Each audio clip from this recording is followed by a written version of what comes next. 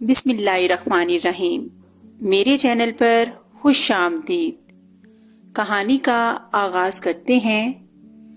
ابھی کچھ عرصہ پہلے جب میرے ابا جان سرکاری نوکری سے ریٹائر ہوئے تو انہیں ادارے سے ایک معقول رقم ملی تھی جو ہر سرکاری ملازم کو اس کی ریٹائرمنٹ پر ملتی ہے۔ میں خوش تھا کہ اب ہمارے گھر ہر وہ چیز آ جائے گی جس کے لیے میں اور میری امی زندگی بھر ترستے رہے تھے، مگر ہمارے گھر کچھ بھی نہ آیا۔ ابا جان نے سارے پیسے بینک میں ہی پڑے رہنے دیے اور امی جان سے بولے ان پیسوں کو ہمیں بہت سوچ سمجھ کر خرچ کرنا ہوگا، یہ ہماری پوری زندگی کی کمائی ہے۔ انہوں نے کوشش تو بہت کی تھی کہ اپنی ریٹائرمنٹ سے پہلے مجھے اپنے محکمے میں کسی چھوٹی موٹی پوسٹ پر لگوا دیں، مگر کامیابی نہ ہو سکی۔ میں میٹرک کرنے کے بعد آگے اپنی تعلیم جاری نہ رکھ سکا تھا۔ وہ اپنے محکمے میں نائب قاصد تھے اور ان کی تنخواہ بہت تھوڑی تھی۔ اس تنخواہ میں گھر کے اخراجات مشکل سے پورے ہوتے، اس لیے میرے آگے پڑھنے کا کوئی سبب نہ نکلتا تھا۔ امی میری بہت سیدھی سادی عورت تھی۔ وہ میرے میٹرک کرنے پر ہی بہت خوش تھیں اور بڑے فخر سے دوسروں کو بتاتی تھیں کہ ان کے بیٹے نے 10 جماعتیں پڑھ لی ہیں۔ ابا جان نے مجھ سے صاف صاف کہہ دیا تھا کہ میں بھی اب کچھ کام دھندا کروں اور ان کا ہاتھ بٹاؤں۔ میں بھی نوکری کی تلاش میں سرگردہ تھا، مگر کامیابی نصیب نہ ہوئی تھی۔ میرے ابا اپنے محکمے کے لوگوں سے نالا تھے کیونکہ انہوں نے مجھے نوکری نہیں دی تھی۔ وہ مجھ پر بھی غصہ کرتے تھے کہ حالی تعلیم سے کیا ہوتا ہے، مجھے کوئی ہنر بھی سیکھ لینا چاہیے۔ حالات کی وجہ سے غریب آدمی میں 2 چیزیں خود بخود آ جاتی ہیں، ایک تو وہ چڑچڑا ہو جاتا ہے اور دوسری یہ کہ ہر وقت غصے میں رہتا ہے۔ ابا جان ان دونوں خصوصیات سے مالا مال تھے۔ امی پر تو ان کا بس چلتا نہیں تھا، میں شکنجے میں آ جایا کرتا تھا۔ میں گھر میں ہوتا تو ان کی زیادہ تر کوشش یہی ہوتی تھی کہ دنیا کی ہر اونچ نیچ مجھے سمجھا دیں۔ ان کے سمجھانے کا انداز بھی ایسا ہی ہوتا تھا کہ سننے والا ضد میں آ جائے اور عہد کر لے کہ ان کی کسی نصیحت پر عمل نہ کرے گا۔ گھر میں اور تھا ہی کون، میں اور میری امی۔ امی ایک حد تو ان کی سنتی تھی، اس کے بعد انہیں سنانے بیٹھ جاتی تھی۔ امی کی اس حرکت سے وہ بہت گھبراتے تھے اور کوشش کرتے تھے کہ ان سے بحث نہ کریں۔ میں ان کا بہت ادب کرتا تھا، اس لیے خاموشی سے ان کی باتیں سنتا رہتا۔ آسان ہدف دیکھ کر وہ مجھے ہی تختہ مشق بنائے رکھتے تھے۔ دنیا بھر نے ان کے ساتھ جتنی زیادتیاں کی تھیں، جانے کیوں وہ ان کا ذمہ دار مجھے ہی سمجھتے تھے۔ وہ کسی کام میں مصروف ہوں یا فالتو بیٹھے ہوں، ان کی ڈانٹ ڈپٹ کا سلسلہ جاری رہتا تھا۔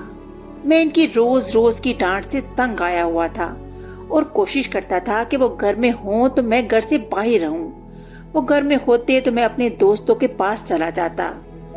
میرے دوست بھی نوکریوں کی تلاش میں تھے اور ابھی تک ان کی تلاش ہی جاری تھی۔ نوکری تھی کہ ملنے کا نام ہی نہیں لے رہی تھی۔ ایک روز دوپہر کو میں گھر میں داخل ہوا تو مجھے امی کے چہرے پر خوشی کے تاثرات نظر آئے۔ انہوں نے مجھے کھانا دیا اور پاس بٹھا کر بولی، اب ہمارے برے دنوں کا خاتمہ ہونے والا ہے۔ تیرے ابا کو دفتر سے جو رقم ملی تھی اس سے وہ ایک ہوٹل خرید رہے ہیں، تیری بھی نوکری کا مسئلہ حل ہو جائے گا۔ وہ کہہ رہے تھے کہ تجھے گلے پر بٹھائیں گے، تو حساب کتاب رکھنے کے علاوہ ملازموں کے کام پر دھیان بھی دے گا۔ اللہ کا شکر ہے ہم تیری نوکری کی دعائیں کرتے تھے، اب مالک نے ہمیں اس قابل کر دیا ہے کہ ہم دوسروں کو نوکری دیں۔ کچھ دیر خاموش رہنے کے بعد وہ فکر مندی سے بولی، بیٹا بہت دیکھ بھال کر اپنا کام کرنا، تیرے ابا جان گرم مزاج کے ہیں، کچھ الٹی سیدھی بات بھی کرتے تو خاموشی سے سن لینا، دیکھ میں بھی تو سالوں سے گزارا کر رہی ہوں ان کے ساتھ۔ امی جان اگر ابا گرم مزاج کے ہیں تو پھر بٹھا لے کسی اور کو ہوٹل کے گلے پر، 2 دن میں ہی ہوٹل بند نہ ہو جائے تو میرا نام بدل دینا، میں نے تلخ لہجے میں کہا۔ مجھے غصے میں دیکھ کر امی خوشان پر اتر آئیں۔ دیکھ بیٹا میں نے تو اس لیے کہا تھا کہ تیرے ابا کو اچھی طرح جانتی ہوں، میں تو یہ چاہتی ہوں کہ جلد سے جلد تو کچھ کمانے لگے اور تیرے ہاتھ پیلے کر دوں۔ میں کچھ نہیں بولا۔ رات میرے ابا دیر سے گھر آئے، मैं बिस्तर पे था मगर सोया नहीं था। उन्होंने आते ही पूछा, अमजद कहाँ है? अम्मी ने बताया वो तो सो गया। हालांकि मैं सोया नहीं था, आंखें बंद किए पड़ा हुआ था, मगर अम्मी यही समझ रही थी कि गोया मैं सो गया हूँ। मेरे अब्बा ने कहा, सुबह इसे बता देना, नवाबी की जिंदगी के दिन खत्म हो गए हैं, कल से इसे मेरे साथ होटल में जाना पड़ेगा। होटल अब हमारा हो गया है, मैंने पक्के कागज बनवाकर रकम की अदायगी भी कर दी है। चलता हुआ होटल है मगर जरा दूर है। सुबह अम्मी ने मुझे जल्दी उठा दिया था। मैं बुझे दिल से तैयार होकर अब्बा के साथ निकल पड़ा। उन्होंने एक टैक्सी रोकी और हम तकरीबन 25 मिनट बाद होटल पहुंच गए। मैं तो समझ रहा था कि ये किसी बारौनक जगह पर पक्की इमारत में होगा, मगर ये छप्पर होटल था। गाहकों के बैठने के लिए एक बड़ी सी जगह थी। बारिश और धूप से बचाव के लिए बड़ी बड़ी तरपालों को लोहों के पाइपों से बांधकर तान दिया गया था। इनके नीचे प्लास्टिक की मेज कुर्सियां थी। एक कोने में बराबर बराबर 2 लकड़ी के कैबिन थे। एक कैबिन छोटी सी दुकान थी जिसमें रोजमर्रा के इस्तेमाल की अशिया थी। दूसरा कैबिन आटा, चावल और दालें रखने के लिए था। मेरे अब्बा ने कहा, इस दुकान में वैसे तो मैं बैठा करूंगा और तुम दूसरे मुलाजमों के साथ होटल में काम किया करोगे। मेरी गैर हाजिरी में दुकान तुम्हें संभालना पड़ेगी। ग्राहकों से वसूली और दुकान की चीजों को बेचकर जो पैसे मिलेंगे इन्हें लकड़ी के बक्से में रखना होगा। दुकान में दाखिले की किसी को भी इजाजत नहीं होगी। हम किसी पर एतबार नहीं कर सकते। ये बात भी सुन लो कि तुम्हें होटल पर 24 घंटे रहना होगा। अभी तो नहीं, कल अपने कपड़े वगैरह भी यहाँ ही रख लेना। मेरे जिस्म से तो जैसे जान ही निकल गई। अब्बा की बात सुनकर मैं समझ गया था कि मेरे सारे ऐश खत्म। मुझे बाकी जिंदगी इसी होटल में बसर करना पड़ेगी। अब्बा जान से मैं बहुत डरता था, इसलिए खामोश रहा। अब्बा की नजरें मेरे चेहरे पर जमी हुई थी। जब मैंने कोई एहतजाज नहीं किया तो वो मुतमिन हो गए। अगले दिन मैं अपने कपड़े और दूसरी चीजें एक लोहे के संदूक में भरकर होटल पहुंच गया। अम्मी जान मेरी रवानगी पर आबदीदा हो गई थी। अम्मी, आप मुझे बहुत याद आया करेंगी, मैंने कहा तो वो बाकायदा रोने लगी। अब्बा जान इन रिकत अमेज मनाजर को देखकर तिलमिला कर रह गए। जाओ अंदर जाओ, उन्होंने अम्मी से कहा। ये परदेस थोड़ी जा रहा है जो तुम रोना धोना शुरू कर देती हो। अम्मी अंदर तो चली गई मगर जाते जाते कह गईं, मेरा दिल आपकी तरह सख्त थोड़ी ही है। होटल खोलने से बेहतर था आप कसाई की दुकान खोल लेते। होटल पहुंचकर अब्बा ने मुझे कुछ बातें बताई। होटल के तीनों मुलाजमों से मेरा तारुफ करवाया। इनमें एक 17-18 साल का सांवला सा लड़का था। इसका नाम गामू था। वो मुझे अच्छा लगा क्योंकि इसको इस होटल पर काम करते हुए 6-7 साल हो गए थे। वो हर वक्त मुस्कुराता रहता था। मैंने दिल में सोचा कि गामू होशियार और मेहनती लड़का है। वो मुझे होटल चलाने के गुर बताता रहेगा और मुझे कोई दुश्वारी नहीं होगी। मैं अल्लाह का नाम लेकर दुकान वाले कैबिन में बैठ गया। अब्बा को होटल के कागजात के सिलसिले में वकील के पास जाना था। वो मुझे कुछ नसीहतें करते हुए चले गए। इनके रवैये में मुझे कुछ नरमी महसूस हो रही थी। दोपहर तक सर खुजाने की फुर्सत न मिली। करीब ही में बहुत सी फैक्ट्रियां थीं। 11 बजे के बाद जो इन फैक्ट्रियों के मजदूरों का तांता बता तो दोपहर तक मैं बहुत ही मसरूफ रहा। करीबी कच्ची आबादियां भी थीं। इनमें से भी औरतें और बच्चे तंदूर पर रोटियां लगवाने आ जाया करते थे। आस पास कोई जनरल स्टोर भी न था, इसलिए दुकान की मुख्तलिफ चीजें भी बिकती रहीं। शाम को जब रश कुछ कम हुआ तो मैंने गले की रकम का जायजा लिया। अब्बा ने मुझसे कह दिया था कि बड़े नोटों को मैं अलग छुपा कर रखूं। मैंने इन्हें भी चुपके से निकाल कर गिना। सारी रकम मिलाकर 30,000 से जायद थी। मुझे बड़ी खुशी हुई। अभी मैं इस गिनती से फारिग ही हुआ था कि वहां पर एक मोटरसाइकिल आकर रुकी। इस पर 2 अफराद सवार थे। इनकी शक्ल मुझे नजर नहीं आ सकी थी क्योंकि एक ने हेलमेट पहन रखा था, दूसरे की नाक तक मफलर लिपटा हुआ था। गामू मेरे नजदीक खड़ा था। अभी इसने कुछ कहने के लिए मुंह खोला ही था कि मुंह पर मफलर लिपटा शख्स तीर की तरह तेजी से मेरे पास आया। इसके हाथ में एक खौफनाक पिस्तौल थी। गल्ला हाली कर जल्दी। इसने एक थैला मेरे तरफ बढ़ाते हुए कहा। मेरे जिस्म से तो जान ही निकल गई। गामू के चेहरे पर जरा भी खौफ के आसार न थे। मुझे ऐसे लगा जैसे वो इस डाकू पर चिपट पड़ेगा। इसी दौरान मैंने मोटरसाइकिल पर बैठे शख्स के हाथ में भी पिस्तौल देख लिया था। मैंने गामू से कहा, गामू, किसी किस्म की कोई हरकत मत करना, समझे, ये मेरा हुक्म है। मैं समझ गया था कि जरा सी मुजाहमत पर ये डाकू हमें गोलियों का निशाना बना देंगे। गामू मेरे हुक्म से मजबूर होकर चुपचाप खड़ा रहा। मैंने सारी रकम इस थैले में भरी। इस डाकू ने जल्दी से थैला मेरे हाथ से छीन लिया और मोटरसाइकिल की तरफ भागा। मैं भी दुकान से निकलकर बाहर आ गया। मोटरसाइकिल वहां से निकलकर सड़क पर आई।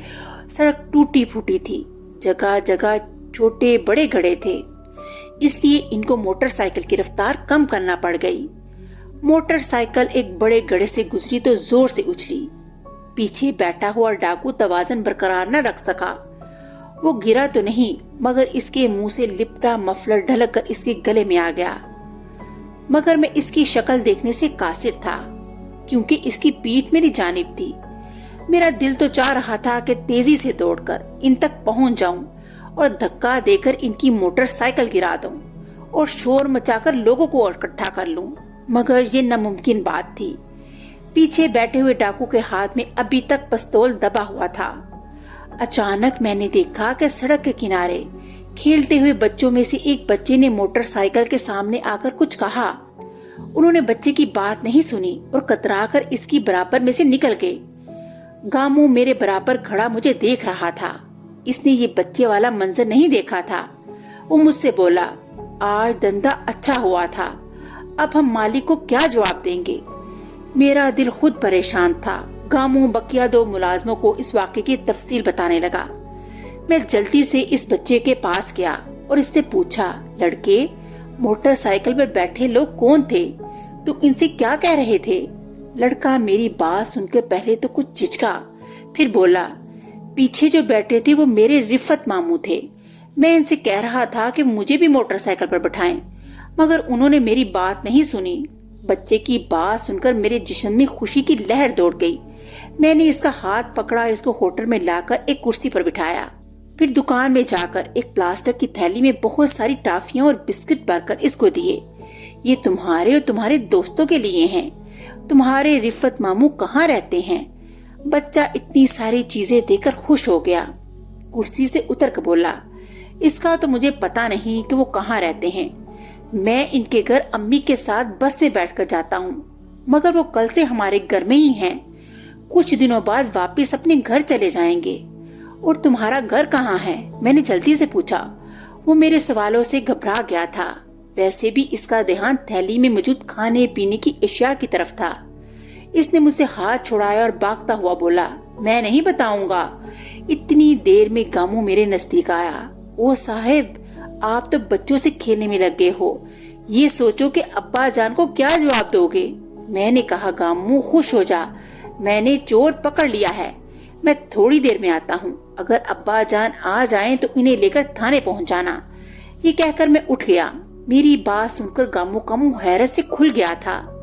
मैं सीधा इन बच्चों के पास गया था।